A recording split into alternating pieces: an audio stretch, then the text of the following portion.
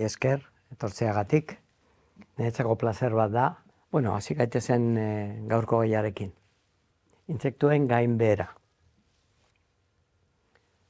5 gai landuko ditugu. Noski intsektuak orain ikusiko duzue talde oso handia diela, eta hitzaldi batean ez da ia materialak abitzen, ikusiko dugu. Hasieran, aztertuko dugu intsektuen sorrera eta eboluzioa. Zein izan, nondik datoz intsektuak. Gure planetan nola sortu zidan da ze nolako historia daukate. Talde handia honek. Intsektuen bizi loturak. Ikusiko ditugu beraien artean da beste izakiekin zen nolako harremanak dauzkaten. Oso sare garrantzitsuak sortzen dituzte. Eta aberatsak, eta gehienak ez ditugu ondo ezagutzen. Nola irigean hitz egiten gainbeheraz, intsektuak nola zenbatzen diren, aipatu beharko dugu. Gero, gainbeheraren arrazoiak eta eragina. Garrantzitsua da, gainbehera hau nolakoa da, ikusiko dugu, orduko dugu. Eta azkenik, bete beharrak gainbehera honen aurrean, guri tokatzen zaiguna. Baina ez naiz lista zerrenda potolo eta gogorra egin hasiko gaur. Baina, horiek dira gure gaiak. Hasiko geha ordu. Dakizuenez, gure planetan bizia, gutxi gora bera, 3,3 mila milioi urte ditu. Gutxi gora bera. Hemen hasten geha, lehen izakiekin, sumendiak, hasieran egoera etzan egokia bizitzarentzat. Eta bizitza hasi zen itsasoan. Baina, momentu bat iritsi zen, non lurra pixkat libre gelditu zen, urazpiko lur hori atera zen, eta ostu zen.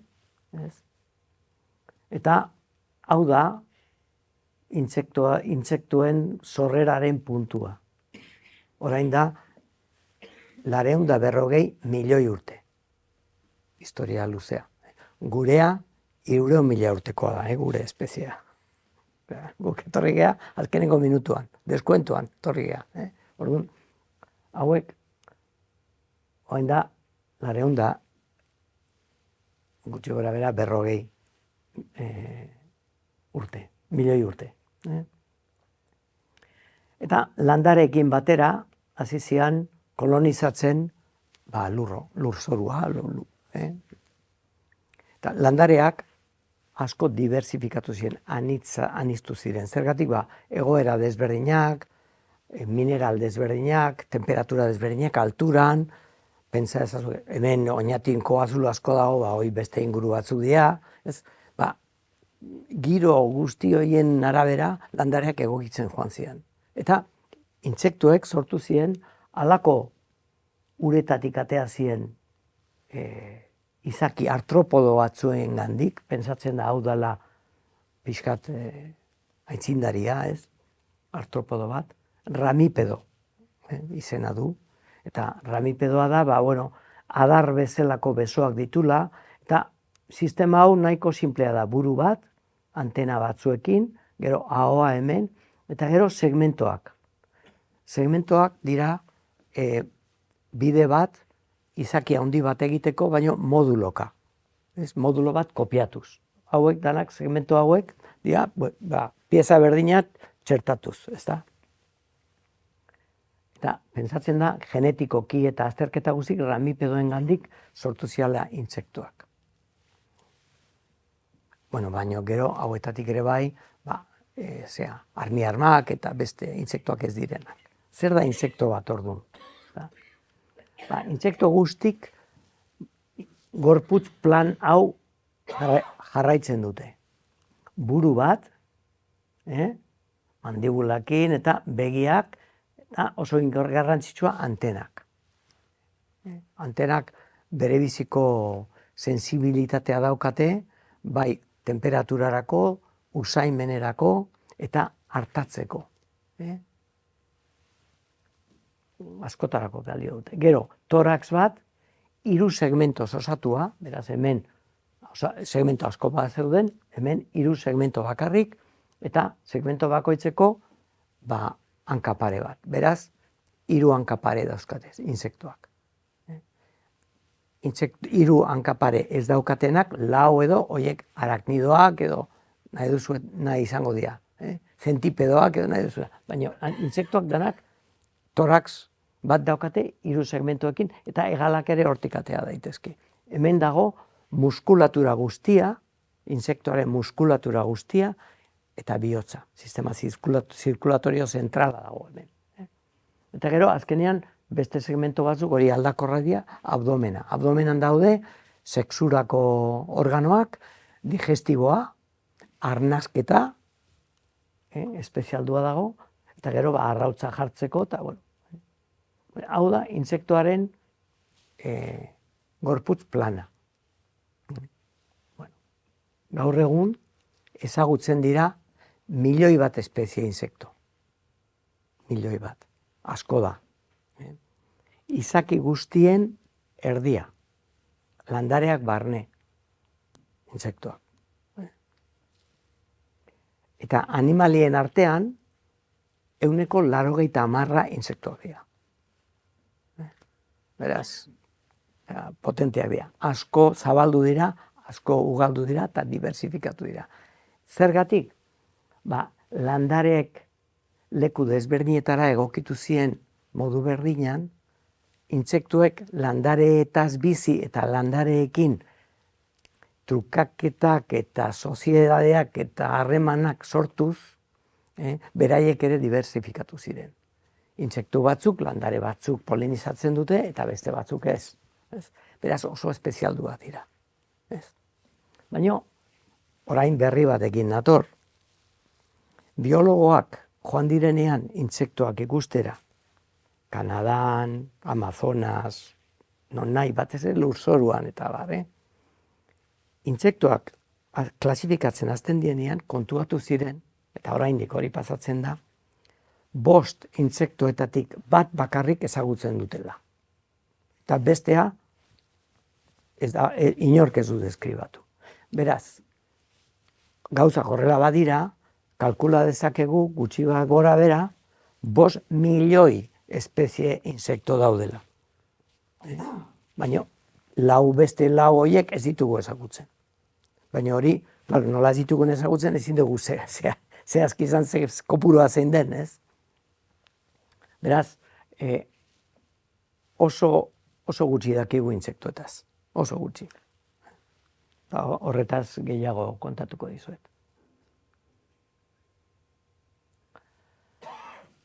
Insektuetan, gurean ere bai, izaki guztietan, baina insektuetan biziloturak oso garrantzitsuak dira. Oso garrantzitsuak. Nik uste, ia denak hemen badakizue, insekto batek normalean bizitza bat baino gehiago daukala. Zer esan nahi du hori? Horrek esan nahi du, arrautzetik atera, eta bizi forma bat dauka. Askotan, urarekin lotuta dagoena, edo landare batekin, eta nahiko zaurgarria da, gogorrak dira, baino gero metamorfosis bat gertatzen da, eta beste zer guztiz ezberdina den zerbaitetan bihurtzen da insektoa. Eta batzutan bi estadio daude, ez bat bakarrik, ez? Orduan, 2 edo 3 bizitza desberdinak dauzkate insektoak, eta bizitza estadio bakoitzean lotura desberdinak dituzte munduarekin eta beste izakiekin. Beraz, bizi lotura oso aberatzak dituzte. Beste animaliok guk egiten duguna da, txikiak gea, baina onditzen gera, eta gutxi gora bera, eremu berdinean gaude, harreman berdintzua dauzkagu, ez?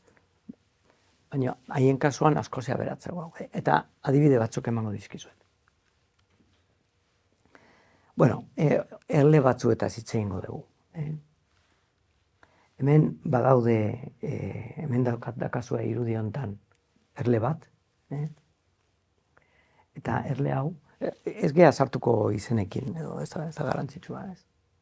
Erle hau, ateatzen da egurratik, zulo batetik. Zulo horiek batzutan kakalardoak eta hola egite dituzte eta hauek aprobetsatzen dira, edo zirrikituetan ibiltzen dira, ez. Baina, ateratzen da, udaberrian da oso goiztiarra da. Eta ateratzen da, landare honekin batera. Hauek dira pixka bioletak bezala, nola ibiltzen dian ez. Nola lortzen duen erle honek koordinatzea landarearen sorrerarekin, inork ez daki. Baina ateratzen dira biak batera. Eta hau da bere espezialidadea. Beraz, erlea lotuta dago, landare honekin beste askorekin ere bai, eta beste gauza asko ez ditugu, ez dakizkigu, baina egurrarekin ere lotuta dago, ez badago egurrik, ez dago zirrikitorik eta ezin ditu arrautza jarri. Gero tapatzen ditu, hauek tapatua daude, gero handikateatzen dira umiak, ez da. Beraz, bere biziloturen artean egurra dago eta beste landare konkretu batzuk oso goiz ateratzen dienak udaberrian. Bere lengusu bat, beste hau, beste lengusu bat, oso gertu dago evoluzioan, honek barazkiloen oskoletan jartzen ditu arrautzak, eta hemen ikustezue, larba hor dago, eta sartzen duenean janaria jartzen dio, eta gero harriz betetzen du oskola, tapatzen du. Baina ez du bakarrik hori egiten, besteko. Txori batzuk egin dezakete, hori puskatu eta egiten du, hemen ikustezu oskola, ematen du lastoa tapatzeko, kamuflatzeko, oskol hori, eta jarri ditzazke 6-7 arrautz, baino bakoitzeko oskol bat behar du. Orduan, honen bizi lotura oskolekin lotuta dago. Ez badago barazki horik, ez dago bizitzarik.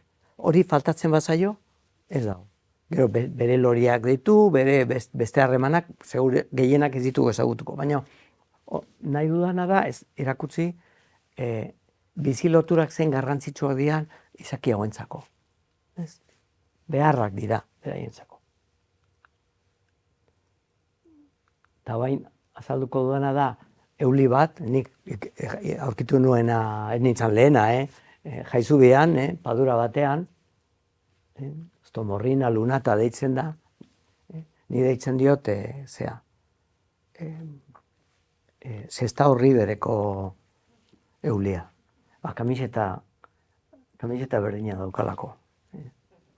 Hemen dago, pixkate lore batzuetan, nektarra hartzen, baina bere biziloturen artean daude matxinsaltoak. Matxinsaltoak egiten dutena da lokatzan eta abdomena oso luzea daukate eta sartzen dute abdomena behan eta hor egite dute tutu bat bezala eta hor arrautza jarri eta gero alde egin. Eta euli honek egiten duena atzetik joan eta hor sartu eta bere arrautza hor jarri. Eta matxinsaltoen larba azten denean, pixkaia tamaina daukanean, ateratzen da arrautzatik eta egiten du larba hori jan.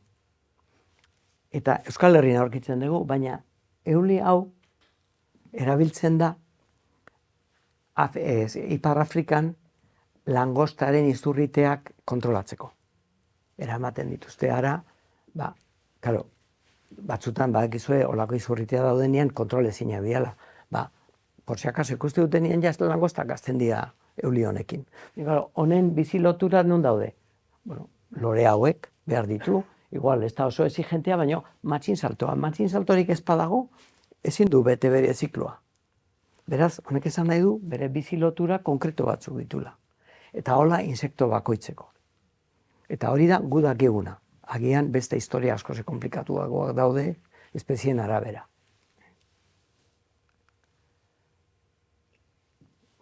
Biziloturen konzeptua alde batera utzi, gero bueltatuko gea.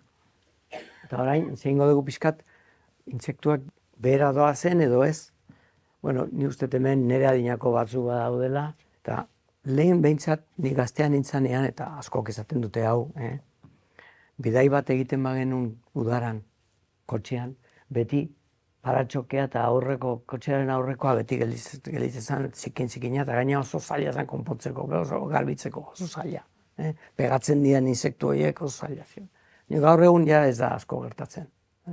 Eta gero festetan, edo herriko festetan, hola gauez, farolen inguruan zenbat intsekto zeuden, eta saguzarrako hor festivala izate zuten hor, banketea, gaur egun ez dago hainbeste insektorik faroletan udaran, deno bezala, bintzat. Eta hori, leku askotan hori horretaz konturatu dira.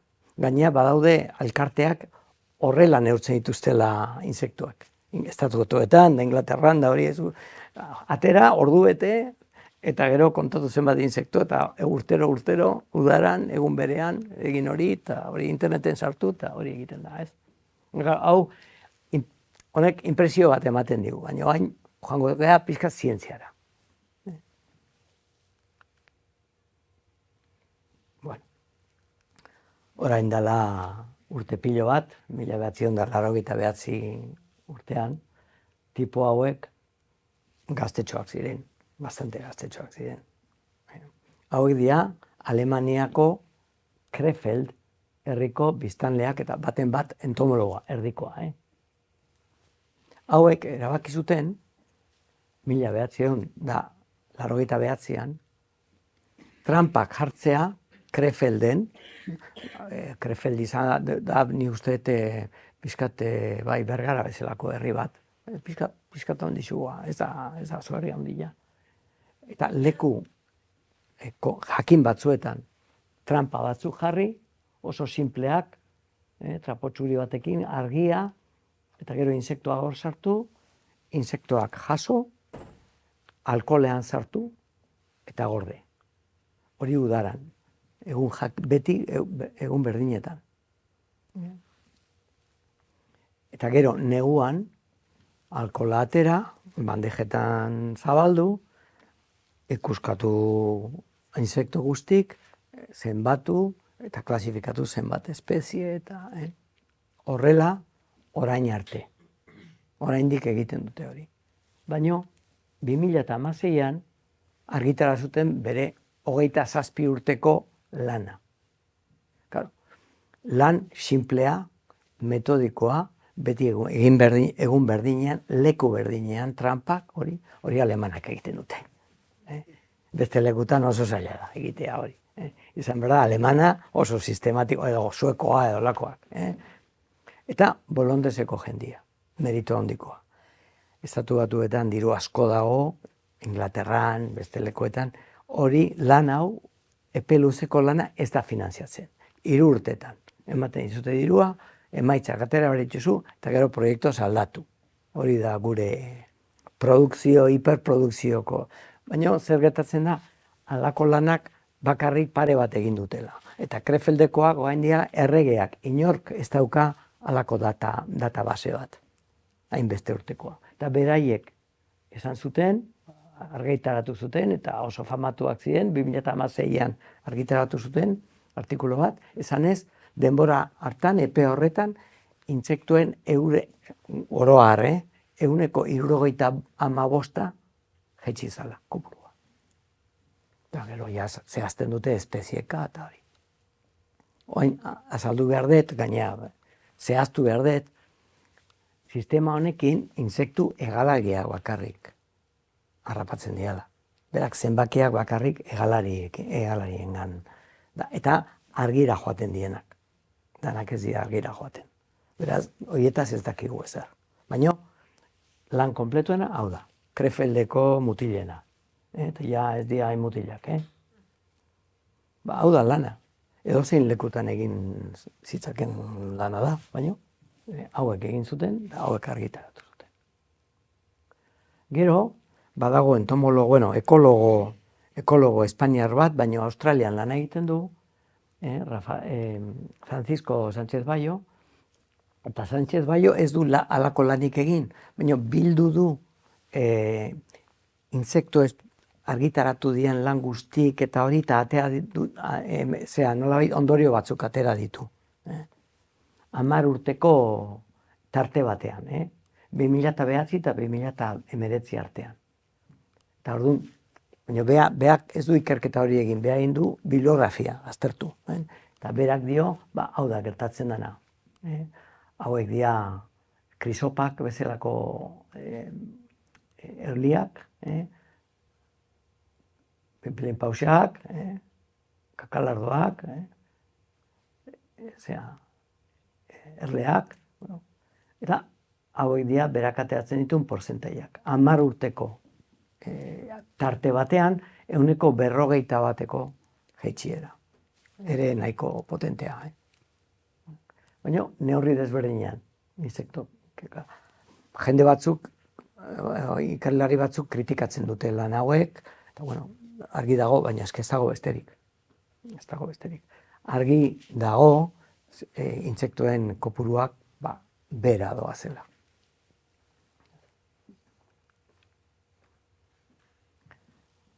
Hasiko gea aztertzen gainberaren arrazoiak. Beraz, ezin dugu esan zehazki zenbat jaitsi dan Euskal Herrian, edo zenbat jaitsi dira beste lekuetan, alemanak egindako lana dagoena. Orain beste lekuetan ari dira hori aztertzen, eta oraingoz ematen du hortik doala asuntua.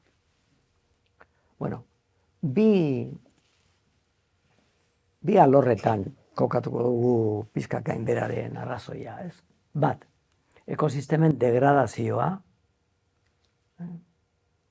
Degradazioa da, bai, guztiz suntzitzearen eragina, hau da, erre, edo moztu, edo tapatu, ez?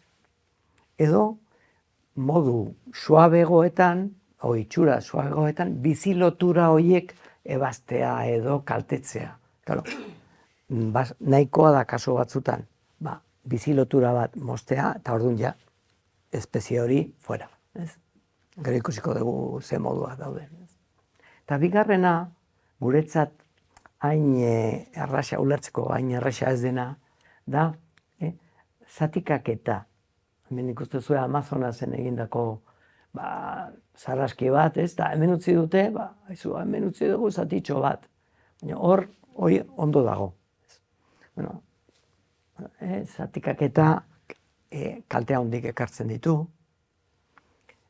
Batez ere, ekosistemak beti komunikazioan daudelako, ez da?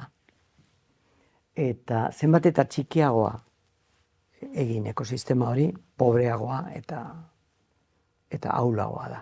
Hori Darwinek Pazifikoko uharteetan ikusi zuen. Zenbat eta txikiagoa, ahulagoa. Zenbat eta handiagoa, sendoagoa da. Baina nik adibide bat jarriko dizuet. Demagun, lege berri baten poderioz, herriko biztanleak bere herrian gelditu beharko liatekela. Ezin atera. Oñatikoak, oñati. Arratxabaltakoak, arratxabaletan. Arrazatekoak, arrazaten. Ezin atera. Zatikaketa bat egin. Lan, oñati egin behar. Ez que ni nahi eta hemen. Zer jan, hemen sortzen dena. Uran nondik, hemen dagoena. Hemen zaudetenen artean, zeinek lana egin duzue oñatitik kanpo.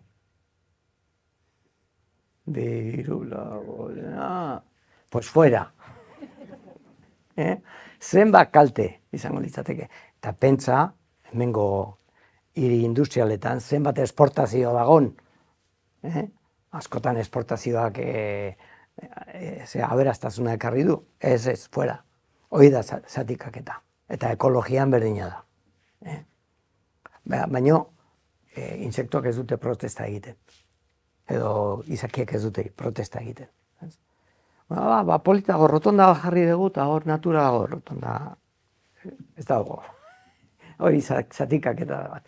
Ez dut esan nahi rotondar ez denik jarri behar, baina ezin dana esan da, hori ondo dagoela, berdea dagolako ondo dagoela, ez. Hori oso sistema ahula eta pobrea da, eta segurazki ez dauka inolazko eraginik biologikoki. Ni uste horrekin ja badakigu zatikak eta zenolako kalteak ekartzen ditu. Sektoreka bain ikusiko dugu. Sektore daude.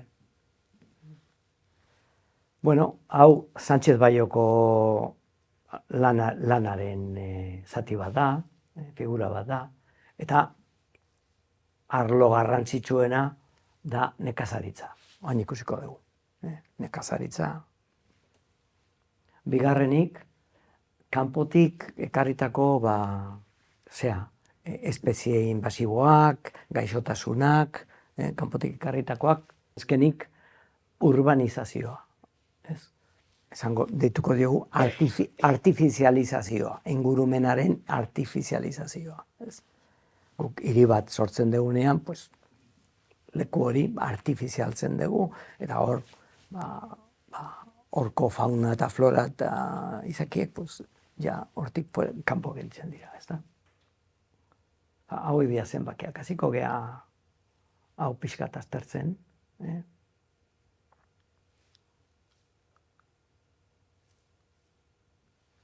Hau da gaur egungo nekazaritza. Hau da. Euskal Herrian ez dugu hain errez ikusten, olako nekazaritza baino, basogintzan bai. Pinoak ikusten dira da monokultiboa. Ustiatzen da mendia, ustiatzen da basoa, ez? Eta dana espezie bakarra, oain hitz egingo du pixkat horretaz.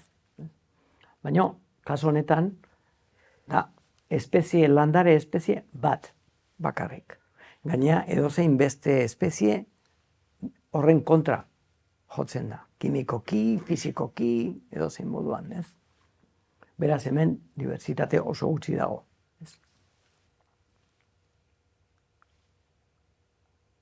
Eta hemen ikus daitekena da ustiatu dezakegun nekazaritzako lur zabalera, ja topera iritsi gara. Ja munduan ez dago azalera gehiago nekazaritzarako. Beraz, egin behar dana, gehiago ekoizteko egin behar da dauzkagun zelaiak gehiago ustiatu eta gainera zirrikito guztik esplotatu.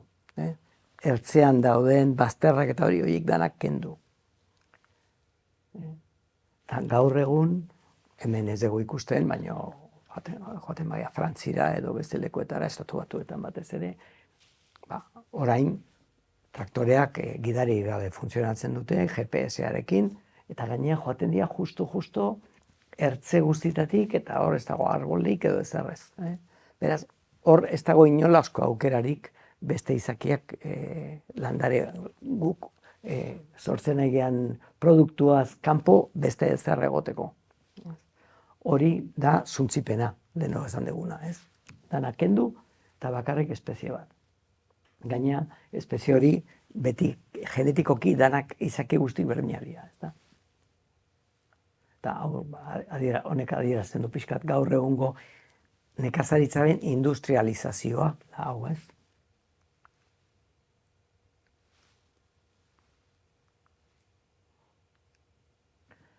Bueno, pestizida eta herbizidak sintetikoak eragina daukate ere bai, ez? Hemen Euskal Herrin, eta aspalditik, nikotina erabili izan da baratzean. Landareak hartu, uretan sartu, hor nikotina atera, gero landarean bota, ez? Eta nikotina egun batez edo biz funtzionatzen du. Baina gero desegiten da. Eta orduan, puntuala da, ez? Claro, ez da nahiko eraginkorra benetan kontrolatzeko intsektuen portaera, ez da? Orduan, orain dela 30 urte bat sortu zituzten neonikotinoideak. Neonikotinoide hauek dira, hau da nikotina, ikus dezakezue, eta hauek dira talde batzuk aldatu eta nikotinaren degradazioa oztopatzen duten radikalak jarri, eta gainera polarragoa bihurtu molekula landarearen barruan izerdian sartu dadin, sistema zirkulatorioan. Horrek zer ekartzen du? Honek ekartzen du neonikotinoideak landaren gainean jarri ondoren, sartzen diala barruan eta gelditzen dira landarearen barruan. Beraz, zorriak edo beste izurriteak etortzen badia, hori jan eta hil edo gaizki sentitu eta alde egiten dute. Asmo bezala oso polita da, ez? Baina problema batzuk ditu. Landareetan 2-20 bakarrik gelditzen da barruan, eta gainontzekoa lurrera atera eta zabaltzen da kanpoko insektoak hiltzen ditu, beste somorroak ere bai, eta gero insekto hauek nola ahulagoa dauden edo txoriak ere hartzen dituzte, eta azkenean ekosistema guztian dago neonikotinoidea. Eta nola zailak dian degradatzeko, asmoa da denbora asko irauntzea, arazo asko sortu dituzte. Gaur egun debekatua daude, baina lehengo astean traktoradak eta ziela eta Europar Batasunean debeku hori orain kendu dute. Atzeatuko dute edo indargabetu dute. Beraz, neonikotinoideak erabili daitezke, batez ere, egoera larrietan edo zailetan, baina bueno. Eta noski, industriari laguntza handia eman diote, hori lanpostua dira eta hori, baino azkenean, tratamendu hauek argi dago kaltegarria diala. Eta herbizida itzengo batetaz bakarrik glifosatoa.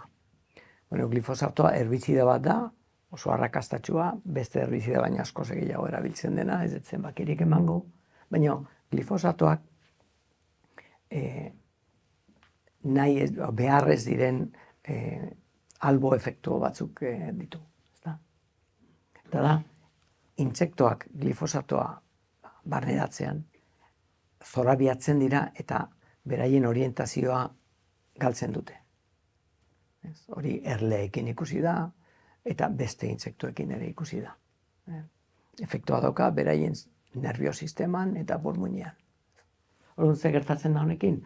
Insekto bat ezin bada oso ondo orientatu bere egoeran, azkenean txori baten presa izango da edo bere bizi iraupena asko aldatuko da, ezta? Beraz, nahi gabeko edo albo efektu horiek kaltegarriak dira. Eta karo, horiek produktu hauek saldu nahi dituztenak, estali nahi dituzte horiek, efektu horiek, ez da. Eta orain ja, pasako naiz, ongarri sintetikoetaz. Ongarri sintetikoak zer eragina izan dezakete insektuengan. Bueno, azalduko dizuet bi egoera desberdin. Hemen marra bat jartzen badugu, hau, organikoki, gorotzekin, xamarrakin, elikatzen badugu lurra, gertatzen dena da, materia organiko hori, bakterioak, onddoak eta beste izakiak degradatu behar dituzte, baina gero ere insektoak hor sartzen dira, laguntzen dute hori desegiten, eta mikroorganismoko talde handi batzuk, hor espezie asko daude, bat asko ez dira ezagunak. Horiek landarearekin batera lan egiten dute, eta landareari nitrogenoa, fosforoa, dolako elikagaiak ematen diete, karbonoaren truke. Landareak fotosintesiak eginez, ematen die karbonoa beraiek bizi izateko asko hobeto, eta seinaleak ere bai, eta hauek taldean lan egite dute. Baina guk ematen badiogu landareari, justo behar duen fosfatoa, justo behar diogun nitrogenoa. Orduan, komunitate hau ez da garatzen. Gelditzen da, sustraiak ustuak bezala garbi gelditzen dira. Utza gelditzen dira. Ez? Orduan zer esan nahi du horrek? Intsektu asko hemen bizi lotura asko daude beste kanpoko intsektuekin, eta harremanak lurraren bidez, batzuk ezagutzen ditugunak, baina beste batzuk ezagutzen ez ditugunak. Ez? Eta horrek ekartzen du intsektuen gainbehera. Eta hemen agertzen dira mikrobioak eta hori, baina hor intsektuak agertzen dira noski.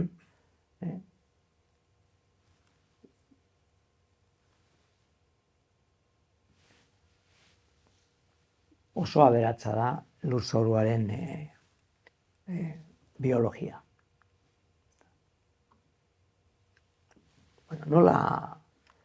Nolako eragina dauka kalte hau, ez da egiten diegun kaltea. Adibide pare bat emango dizuet, baina askoz gehiago daude, baina batzuk dira oso deigarriak. Ingelesak Australiara iritsi zirenean, aurkitu zuten berebiziko kontinente bat. Izugarria. Eta zantzun dugu, hemen kanguro besteik ez dago, ekarriko ditugu behiak, Inglaterratik. Behiak eta zaldiak eta dena. Untxiak ere bai eman zituzten, berebiziko izurriteak izan dira horrekin. Baina behiak ekarri zituzten. Eta behiak, lastoa janez, gorotzak hasi ziren egiten. Baina ez zegoen insektorik gorotz hori prozesatzeko. Eta azkenean gorotza geruza bat sortu zuen, hori eguzpipean gogortu egin zen eta azpiko landariak hil. Azkenean, intsektuak ekarri behar izan zituzten Europatik gorotza horiek prozesatzeko. Eta eman zituzten hamarkadak, 19. Gizaldian, batez ere, hori konpontzeko Europatik ekarritako betiko intsektuekin, kakalardoekin, eta beste lekuetatik ere behar izan zuten. Eta hori da ekonomia sustatzeko, hori da dirua egiteko. Beraz, Europan, buelta emango diot argudio hori, Europan hori gratis egiten da. Gertatzen da bakarri. Australian sortu behar izan zuten mekanismoa hori egiteko. Zerbitzuak kontratatu behar izan zuten. Ez dakit hemen norbaitek ezagutzen duen landare hau. Hau orkidea bat da. Zentroamerikako orkidea bat. Baina orkidea berezi bat da. Orkidea fertilizatzen denean, polinizatzen denean, fruitua egiteakoan, sortzen du vainilla. Vainilla, asko erabiltzen da produktu bat da. Gaur egun vainilla kimikoa badago, baina naturala ere badago, eta negozio handia da. Polinizazio hori erle honek egiten du.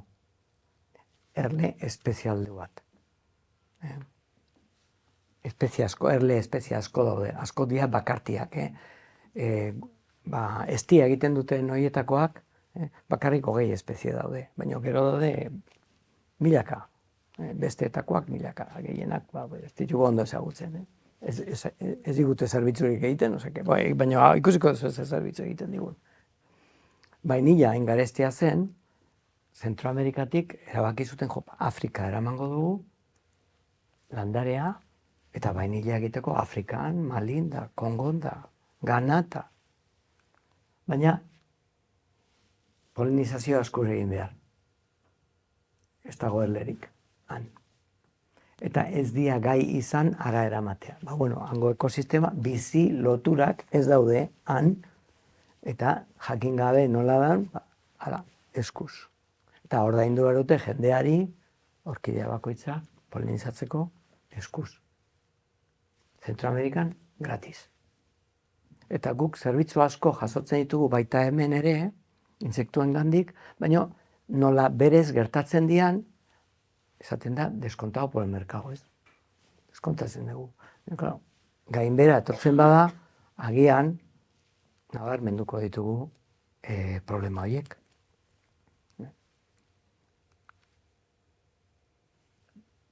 Beste ondorio batzuk. Bueno, ikerketa bat egin da, hautsoriekin ja ikerketa pixka gehiago erakargarriago, jendeak eskatzen da gehiago, Eta 1976tik 2016 arte, hori asko da, jarraitu dute Inglaterrako txori batzuen populazioa. Eta da, Tarina, Lugano, esaten da, gazteleraz. Alondra, Arabazozoa, eta beste ornogabe batzuk, danak beradoaz intsektuekin batera. Txori guztien 60% intsekto jaleak dira. Espada guztiz, partzialki. Beraz, intsektoak behar dituzte, beraien bizizikloak betetzeko.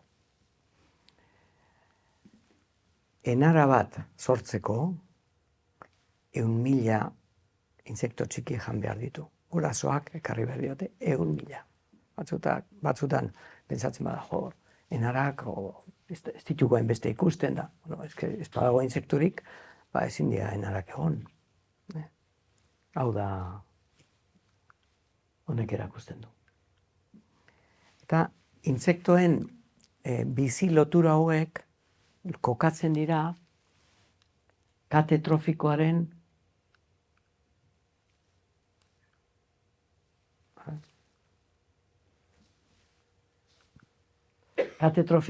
erdi-erdian. Hau da, landareak hemen daude, intsektoak landareekin harreman handia dakate, eta gero hauek janari suposatzen dute beste talde batzuentzako. Beraz, intsekturik gabe, hauek ere kaltetua daude. Baina gero, intsektuak bere lana egiten dute, espezie hauek hiltzen direnien, horiek deskonposatu eta berriro ekarri lurrera. Ez dakit badakizuen, zuten, baina hilketa bat dagonean, etortzen dira forenseak, eta jakin dezakete zenbat denbora egon dudan gorputz hori hilda. Aste bete, 2 aste. Eta hori da, eulien arabera. Euli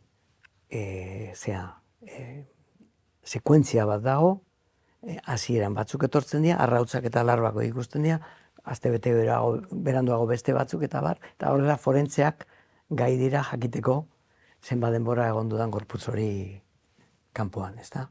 Hori da intsektuen lana. Beraien talde lan bat da. Sekuentzia bat da, baina talde lan bat da. Beraz, papera importantea da, baina batzutan ez gara kontuatzen, edo nola gertatzen dan berez, ez diogu baliorik ematen. Baina intsektoak kate trofikoan oso paper garrantzitsua betetzen dute, bai goraka eta bai beraka ere bai. Ja bukatzera noa, Bueno, ikusten da, guk zer ikusi daukagula gainbera honekin, ez? Bai gure produktuek, badago gauz asko, lehengo astean atea zan informazio bat, artikulu bat, non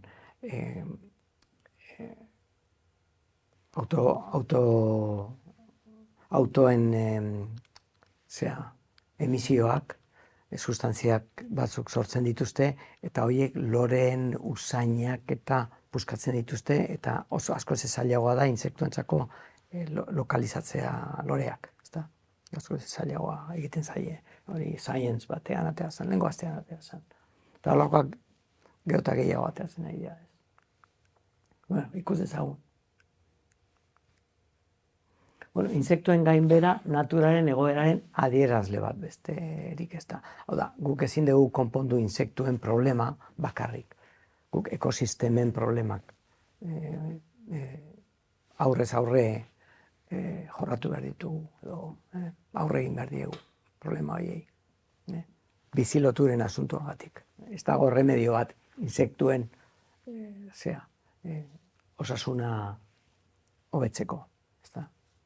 Inglaterran egindako ikerketa batek esaten du zenbat eta gehiago ezagutu insekto bat neurri hobeagoak bilatzen dira populazio hori babesteko. Baina ezer ez dakigunetaz, ez dakigu zer egin.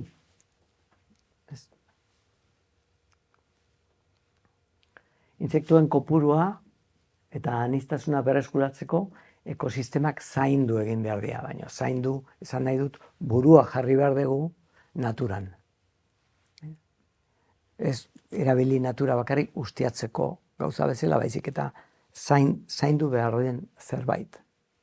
Nik pentsatzen dut, gutaz dena esaten dula, gure jarrera naturarekiko dena esaten dula. Errespetatzen badugu natura, gutaz zerbait esaten du. Baina ez badugu errespetatzen beste zerbait esaten du. Gure, arrotasun propioagatik ere, ni uste hori kontutan eduki behar dugula, ez? Bueno, egoera arreta gehiago jarri behar zaio. Ez ahaztu. Hasi gaitezke hitz egiten neurri desberdinetaz, baina jarrerarik gabe ez dago ezer egiterik. Eta jarrera, nik uste dirua irabazteko, edo hazkuntza, edo motivazio horiek baskotan baztertzen dute natura zaintzeko benetazko ekimenak, ez? Bueno, kontuatu behar gea, natura zaintzea inbertsio bat izan daitekela, ez gastu bat. Eta eremu babestuak lantzerakoan konserbazio helburua besteen aurretik jarri behar dela. Eta ez utzaldu gabe. Nik Bidaso aldean bizi naiz, eta natura gune bat jartzen badute, bai, jarriko dugu, eta txoriek hemen etorriko dira, eta gero bidegorri bat pasatzen da hortikan, eta gero banku batzuk jarri, eta etortzen diala, Europatik etortzen dira ez dakizen bat txori arrautza jartzea eta udara pasatzea eta hori. Eta nik esaten nion Irungo ekoetxeakoari. Zamartxaletan botelloia egiten dutenian hemen, nor etorriko da hemen arrautza jartzea? Nola? Zuek ezin duzue utzi, hau, hola, gauza bat da, hau izatea parke tematiko bat, baina txoria hau ez da zoologiko bat. Txoria hauek bere beharra daukate, insektuak eta bere beharra daukate, eta bizi lotura horiek kontuetan hartu behar dira, eta lehentasuna behar zaio leku batzuetan horri. Beste zati batzuk mixtoak izan daitezela, bueno, berdin da, baina zuk ezin dezu biztan lehen botoak irabazi eta gero esan, bueno, ez dakigu zergatik, baina ematen du txori gutxigo daudela urten, botelloiak egiten badia eta botelloiak egiten ziren, Claro, leku lasaia eta esan nahi dudana, helburua argi eduki behar diala. Natura babestu behar badegu, zerbait horren kontra jotzen badu, ezin da utzi, ez? Eta hor ikusten dugu, Urdaibaiko, eremuan ere bai, beste guen jain bat jarri behar dela, eta, nahi badezu hor, ez dakiz hegazti kuriosoak hor dauden, baina ez dut uste gustukoa izango duten halako giri movimentua, handikan. Pentsatu behar da, zein da helburu nagusia.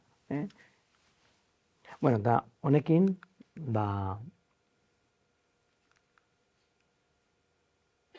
Hau da, Albert Camusen esaldi bat. Munduan dagoen gaitza ez jakintasunetik dator ia beti. Eta ulermenik gabeko asmo honek maleziak adina kalte egin dezakete.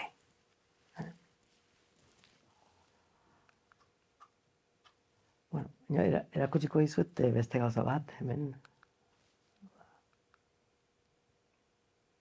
Bueno, hau da bakarrik komentatzeko nik zorrien kontu bat daukadala, beste historio batzu ditu dela nire webgunean, nahiugalde.com, hor arkitzu dezakezue blogak eta hori, eta hitzaldiak ere bai batzuk grabatua daude. Eta hau, sorte pizka bali madet, linka eramango detara, eta beste batzuk ikus dezaten. Baina hau irakutsi nahi dizuen, bizitza hasi zenetik, izaki batekin, pesatzen da, Luka deitzen zana. Eta omen, deitzen da, zuhaitz genealogikoa, ez da? Baina hau espezien, zorrera erakusten du. Eta guk hemen gaude. Humans, hemen.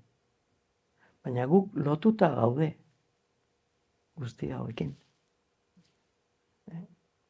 Milioika urtetan, baina lotuta gaude. Ezin dugu pentsatu, ez guk aparte egingo dugu, gure teknologia eta gure gauzak eta hori. Ez, guk lotuta gaude hauekin. Milioiko historiaren poderioz. Eta hori, importantea da, ez ahaztea. Besterik gabe, eskerrik asko.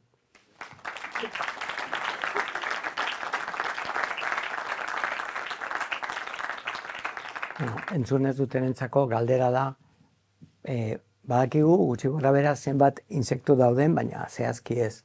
Baina jakin dezakegu zenbat desagertu diren. Bueno, nire erantzuna printzipioz da ez dakigula. Ez dakigu. Ez baditugu ezagutzen zenbat dauden eta zeinek diren, ezin dugu argitu zenbat desagertu diren. Gainera, insektuak ez dute fosilak uzten, normalean, batzuk nakarrean eta holako Baltikoko resinetan eta hori, baina ez dira beste izakiak bezala, ezurrak ikuste dituzu eta hau dinosaurio bat da, eta hau bizi izan zen, insektuak ez dute holako rastro ikusten, orduan oso zaila da gu jakitea. Baina aurrez deskribatu den intsektu bat... Bai, hori bai. Bueno, behintzat ez dutela arkitzen. Baina egia da, naturari bideratutako lana oso pobrea da gaur egun, ez du dirurik ematen. Orain dela urte bete edo, badago museo natural oso handi bat Londresen, National Science Museum. Eta horren zuzendariak emakume bat da. Eta esate zuen, Drosophila melanogaster da frutaren euli hori esate dute, garapena da. Drosophila melanogaster ikertzen duten 10.000 zientzilari bakoitzeko biletzako, nik nire museoan 10.000 insektu aztertu nahian dagon entomologo bat daukat. Beraz, gauzak lortzeko, ikertzeko, kanzerra edo droga berriak edo trikimailu berriak sortzeko ikerketak arratoiekin da hori milaka ikerlari daude, baina gure naturan dauzkagun aberastasunak zehazteko eta ezagutzeko oso jende gutxi dago. Eta hori ikusten da finantziazioko kopuruetan, arlorretan. Ni biokimikaria naiz, biokimika, biologia molekularra, genetika, hortan hau diru guztia.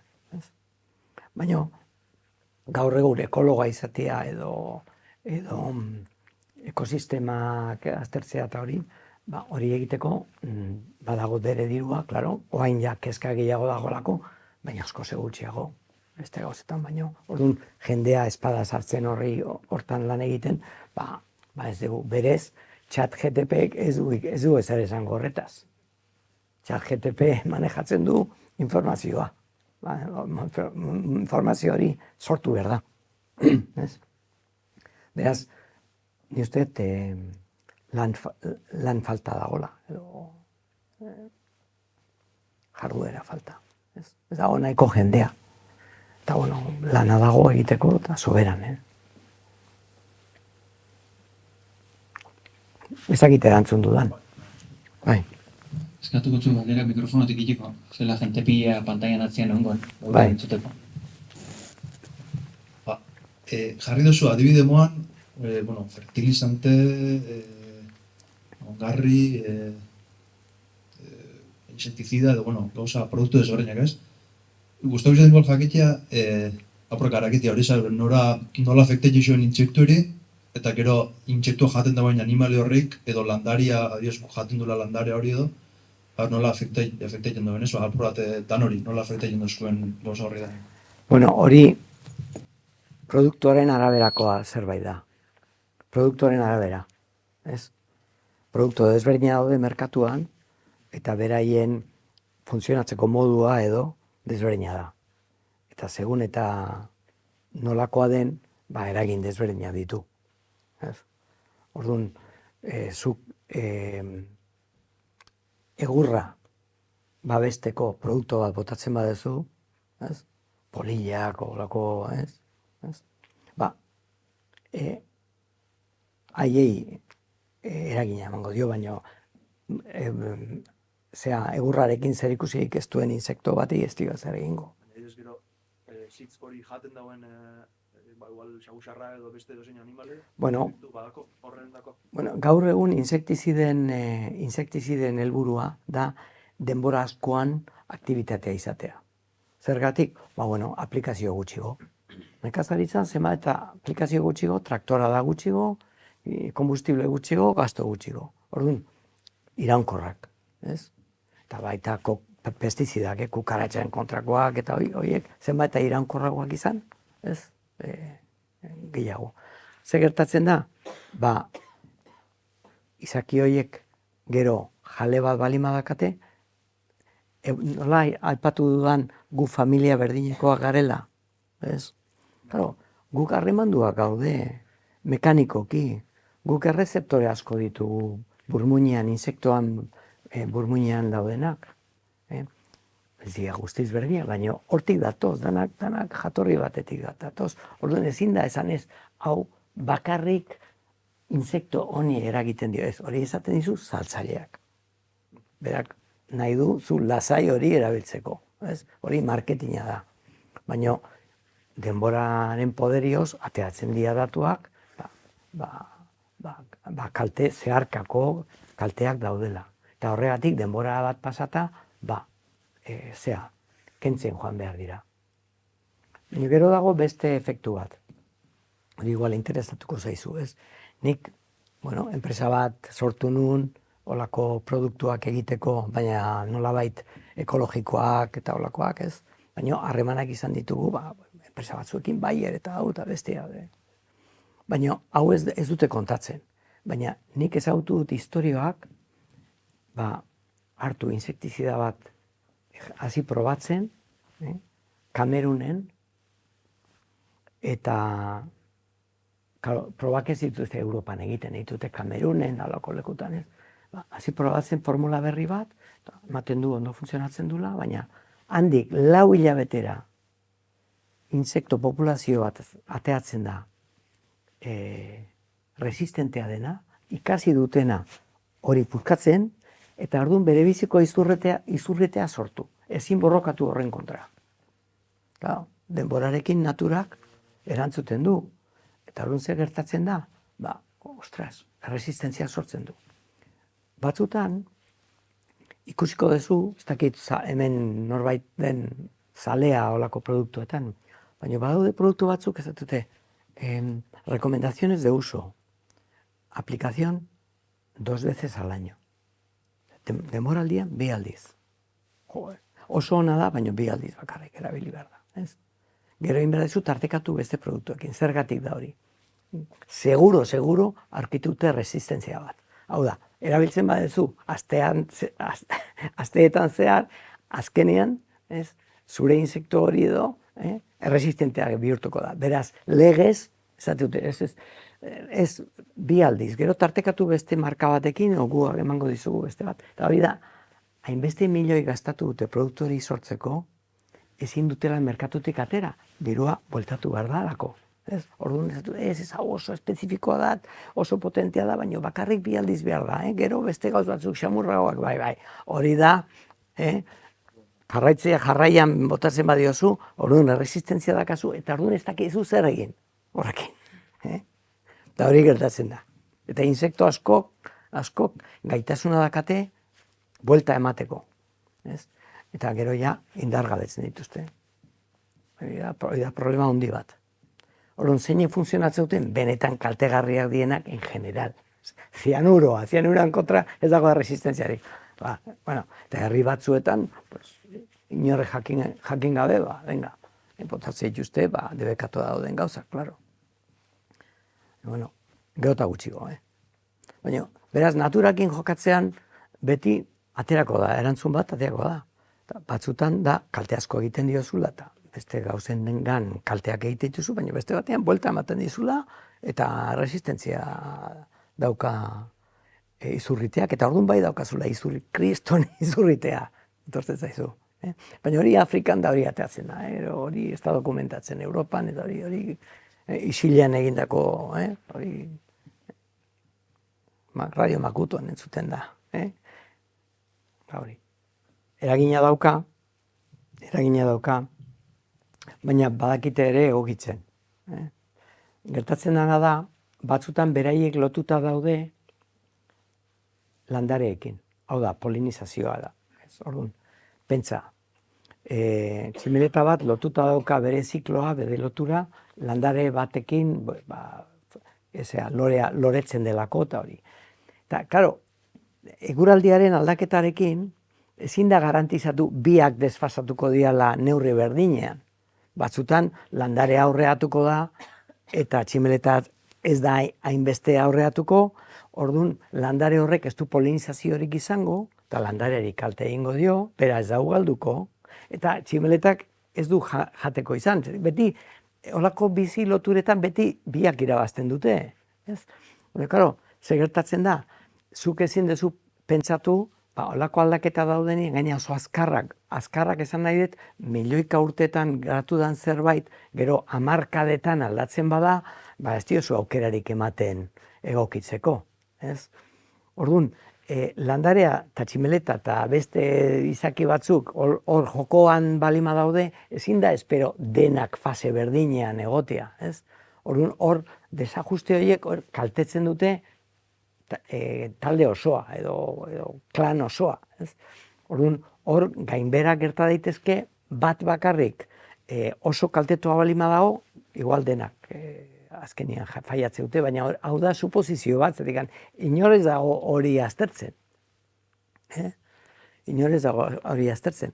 Espertoak hori diote, eta ikuste dute, zu batzutan, eta landaren eta insektuen arteko konexio hori ez dago la fasean hori ja argitaratu da. Claro, landareak zer begiratzen du? Argi orduak, temperatura, normalean, eta, holako zerbait, Baina insektoak askotan, pendiente daude, agian beste insekto baten zorreraz edo landarearen usaina, beraiek bere fasetik ateatzeko, Orduan, oso zaila da danak fase berdinean egotia. Orduan, landarea asko aurreatzen bada, baina insektoa ezin bada hainbeste aurreatu, hor desfasean egongo dira, eta biak galduko dute. Eta hori oso erresa da gertatzea. Gaur egun daukagun prozesuekin, ez da. Gehiago ezin dizut esan. Baina, bueno, keskatua dagoela, espertuak edo ekologoak keskatua daudela hori argi dago. Hor oso garrantzitsua da diseinatzea trampa batzuk listorra hori erakartzen dutena bakarrik. Tikan hor badaude beste listor batzuk, beste lana egiten dutenak, eta harremanduta daudela listorrak dira ere. Orduan, alde batera uzten bada, bueno, ez dugu ikusi nahi beste listorren kopurua, bakarrik belutina. Bai, belutinari kalte egin diogu, baina zeharkako beste kalte hori nolakoa da, ez? Oso zaila da. Tikan, biologikoki berdintxua dira. Ohitura desberdina dakate, estrategia desberdina dakate, baina beraien biologia, beraien burmuina, beraien sistema nerviosoa, beraien berdintxua dira. Nik Hondarribin, Hondarribin izin naiz, eta batzutan arraindegietan ikusi dut, belutinari gustatzen zaiona da ega laburra. Atun, zimarroia, gustatzen zaio. Eta ara joaten dira. Odola usaintzen dute edo, baina sartzen dira, zati bat hartu eta alde ditute. Atetik sartu eta ateratzen dira. Baina beste listorrak ere hurbiltzen dira. Ez dira hain ausartak txikiagoa dira eta hori, baina nik uste dut erakartzeko berdintxua dira. Hormonak, hori ikusi beharko litzateke, baina hormonak ez dakit oso desberdinak direnik. Nik esango nuke ezetz.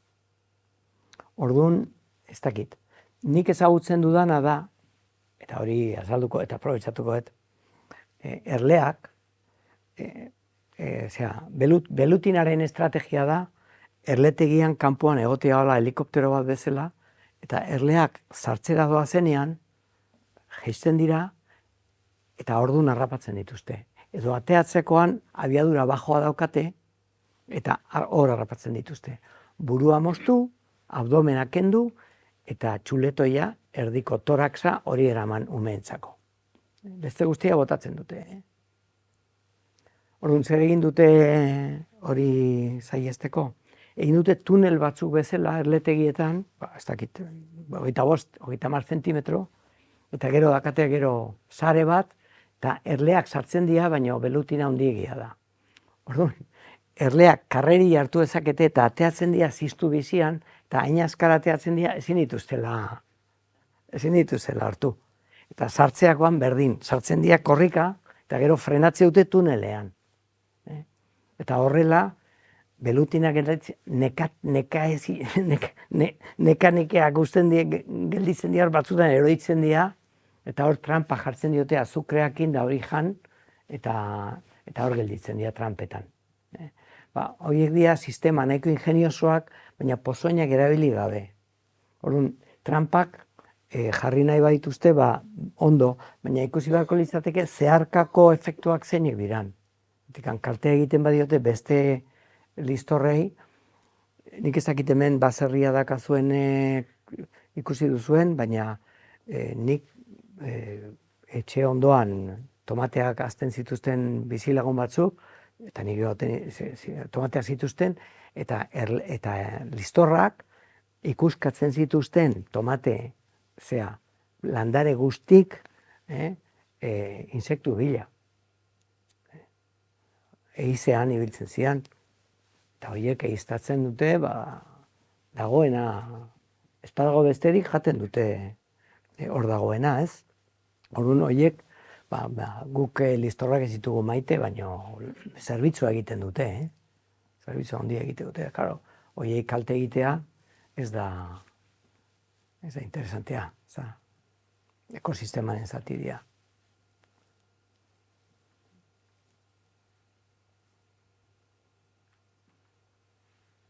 Beraz, kontuz egin behar dira gauza. Askotan zuk konpondu nahi dezuna, kaltea baino okerragoa da. Komusek esaten duna, ez? Jakinezak, intentzio ona bai baino. Naturarekin gauzak oso komplexua dira eta tentuz ibili behar da. Por cierto, listor hori etorri zan Burdeosera iritsitako ontzi batean, egurrez betetakoa Txinatik. Zertarako behar dugu Txinatik egurra ekarri. Nik pentsatu dudana beti, ez? Saldugu Europan egurrik, guk, ez? Saharan edo hori guletzen dute zegotia egurrik, baina Txinatik merkeagoa delako, besterik gabe. Arriskoa izugarria. Bueno, orain ja geldi ezina hori.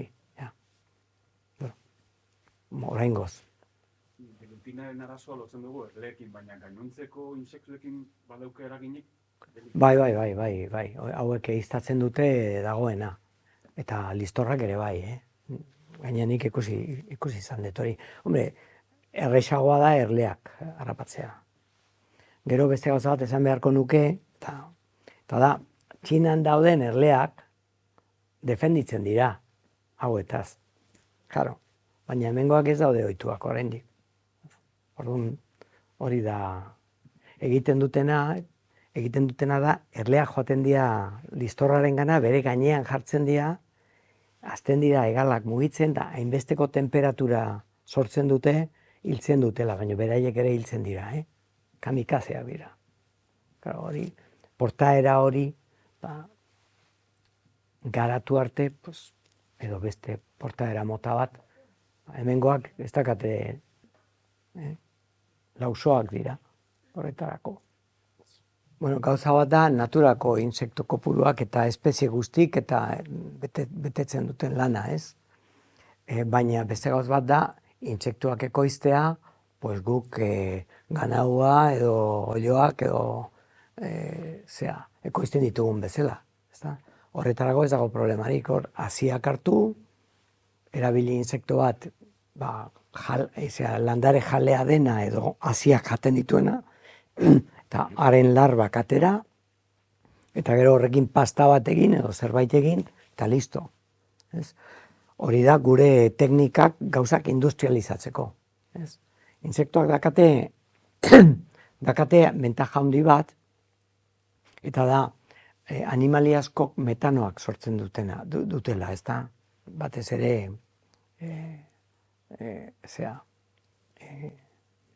batez ere ugaztunak, ez? Eta insektoak askoze aprobetxamendu handiagoa daukate landare materiala prozesatzeko eta proteina egiteko animaliak baino. Zenbat handiagoa izan izakia, kilo bat gehiago edo gramo bat gehiago gehitzeko janari gehiago eman behar zaio. Hori deitzen da feed conversion ratio, deitzen zaio. Konbertsioaren erratioa. Eta hori erabiltzen da abelgintzan eta hori ez. Baina insektoak horretarako oso zehatia, oso eraginkorrak dira. Bai, ekonomikoki izan daiteke probetxagarria, baina askotan igual joan beharko gera olako soluzioetara, egoera normalean hainbeste kalte sortu dugulako. Jan behar dugu hainbeste haragi, benetan. Dietak ez du eskatzen hainbeste haragi. Jaten duguna plazerragatik, baina haragi gutxio jaten badegu osasuntsuagoa da, eta elikagaien aldetik ez digu arazorik ekartzen. Ez dut esan nahi hilean behin haragia jatea, ez astean 2 aldiz bakarrik, baina jendia egunero haragia jaten duna. Orduan, insektuekin berdin, ni usteet insektuak erabiltzen badia janari bezala, baina danak jartzen bagea insektua jatera, zerbait kalte baten bat sortuko dugu. Neurrien asuntua da. Arrantzan bezala, berdin.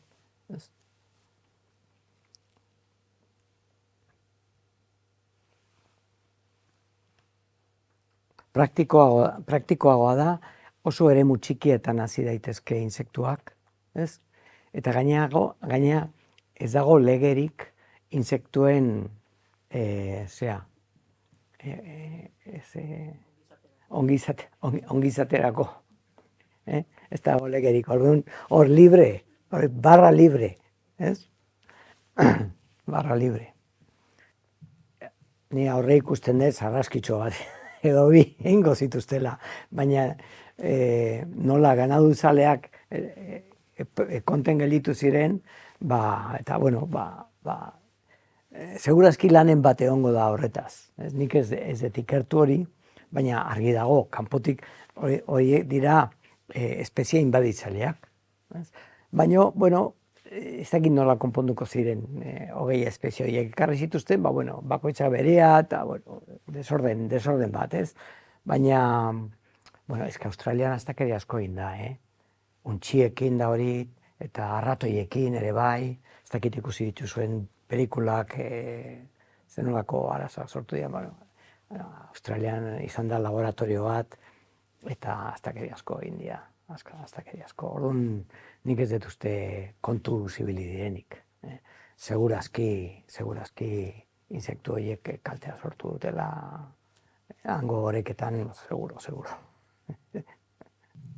Badaude gaixotasun batzuk insektuak kartzen dituztenak. Batez ere, labezomorroak, kukaratxak, labezomorroak, bakteriak garraiatzen dituzte, leku batetik bestera. Horregatik, labezomorroak ez dira onartuak sukaldeetan. Beraz, hori egin dezakete. Eta gero ere beste gaixotasun batzuk, moskitoen bidez eta koska egite duzten beste insektuen bidez zabaltzen dira. Eta virus batzuk ere bai. Orain, COVID eta hori ez. Hori argi dago, moskituen barruan COVID-a hiltzen dela. Olako guk orain oso buruan daukagun gaixotasun horiek erakutsi dute insektuen bidez ez diala zabaltzen. Baina, bueno, posiblea ziteken. Gaixotasun asko zabaltzen dira insektuen bidez. Batez ere moskitoak eta olako garrapatak eta olako insektuen bitartez. Eta horreatik kezka sortzen dute ganauan eta animali basatiak kontaktuak ezin dute izan abereekin eta horregatik gaixotasunak zabaltzen dituztela. Hori esango nuke. Agian veterinario batek esango lizuke gehiago, ez? Baina, badaude kasuak. Eta guk ere gaixotasun asko izan ditugu animaliak gure artean izateagatik. Gertatzen dena da, belaunaldiak pasaina guk beraien gaixotasunak pasa, eta gu daukagun gripea da txerriaren gripea, baino txerritik etorri zitzaigun, eta olioaren gripea ere bai guri etorri zitzaigun. Baina gure variantea espezifikoa da. Guia ez dugu olioaren edo txerriaren virusa sufritzen. Baina hori banandu dira. Baina hasieran hortik datoz. Eta ez dakit entzun duzuen, kezka handia dagola, hegazti migratzaile batzuk, segun eta non gelditzen diren, ekarri ditzaketen virusak oliotegietara edo beste lekuetara. Badaude hegazti migratzaileak batez ere Txinatik joaten dirala Europara, eta batzutan Txinaren iparraldetik joaten dira Australiara, eta eman dezakete Malasia da leku horretan virusak eta gaixotasunak. Beti pendiente hon behar dira veterinarioak, abeltzainak hegazti basatiak ekarri ez dezaten gaixotasunak. Oso problema bizia da, eta oso gainean daude, ekonomikoki eragina handia izan dezake. Batzutan, hegazti guztik hil behar dira, olotegi batean, edo... Eta hori Txinan asko gertatu izan da. Igual, batzutan ez dialako oso garbiak, edo hori, baina bildurra handia dute kontaktua izatea hegazti basatiekin. prentsan jartzen baduzu ikusiko duzu nola ateatzen dan. Bai, gainera azkeneko hamarkadetan prentsa asko, ikerketa asko egondu da horretaz.